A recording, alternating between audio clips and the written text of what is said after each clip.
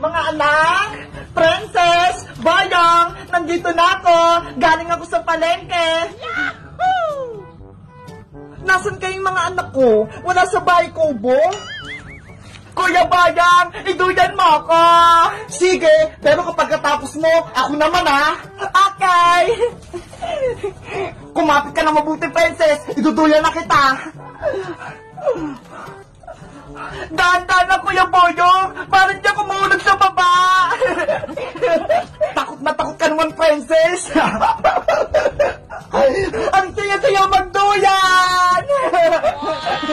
Princess, ako naman iduyan mo. Kanina ka pa dyan eh. Okay pa. Yes, makakapagduyan na din ako. Bayang! Princess! Nasaan kayo? May pasalubong akong dala! Ay, si Nanay Bebang! Nakauwi na! May dalang pasalubong! Hoy, Princess! Huwag mo akong iwan dito! Iduyan mo ako! Mamaya na, Kuya Bayang! Nakain na ako ng merienda! Nay! May binili po kayong pasalubong para sa akin! Siyempre naman, Princess, may binili ako. O, ito, puto, hati kayo na Kuya Boyong mo, ha? Ayos! Akin na lahat to! Hindi ko may bigyan si Kuya Boyong! Nay! Nasaan po yung pasalubong ko? Princess, bigyan mo ng puto yung Kuya Boyong mo. Apo, Nay! Wow! Puto! Gusto ko yan! Hatian mo ko, Princess! Kuya Boyong, etong sa'yo, ha? Eto yung puto, ma! Ano yan, Princess? Ang meat naman yan! Ayaw mo? O akin na lang ta! Nayo, si Princess, ayaw magbigay ng puto! Princess, bigyan mo yung kapatid mo! Binibigyan naman kita, Kuya Boyong, ayaw mo lang kunin! Lakihan mo kasi! Sige na nga! O, ayan na! Malaki na to, Ang meat pa rin! Ayoko niyan! Ay, di akin na lang ulit! Oh no! Princess! Bigyan mo ko ng puto!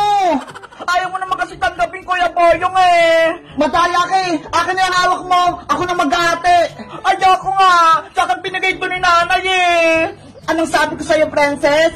Bawal magdamot! Kasi magagalit si Lloyd! Opo, Nay! Hatihan mo si Kuya Boyong mo! Eto na, Kuya Boyong, nahati na. Ano ba yan? Konti na lang yung akin. Ayaw mo ba? Akin na lang tong puto. Pwede na yan. Huwag mo nang bawiin. Kunyari ka pa eh. Ang sarap ng puto. Ang sarap ng puto. Ang tamis. Kayo, Nay, gusto niyo po ng puto? Parang gutom po kasi kayo eh. Sa inyo na lang yan, Princess. Hindi pa ako gutom. Bakit po kasi isang puto lang na yung binili nyo? Diba? Tatlo tayo. Dapat nag-iisa tayo. Eh kasi, wala tayong pera pambili ng madaming puto eh. Kaya maghati na lang kayo ng Kuya Boyong mo dyan sa isa. Hayaan mo, Nay. Paglaki ko, bibigyan kita ng maraming pera pambili ng puto. Ako din po, Nay. Kapag yumaman ako, bibili ako ng 1 million puto. 1 million na puto. Ang dami naman nun. Mapupuno tong bahay natin. Para hindi na po tayo maghati-hati. Lahat tayo may puto. Ay, ang mabait naman ng mga anak ko. Kaya mahal na mahal ko kayo. Huli ka, Maring Bebang. Nakita rin kita. Maring Iska. Nasa rin pagbayad mo sa utang sa tindahan. Ang tagal-tagal na kitang sinisingil Magbayad ka na.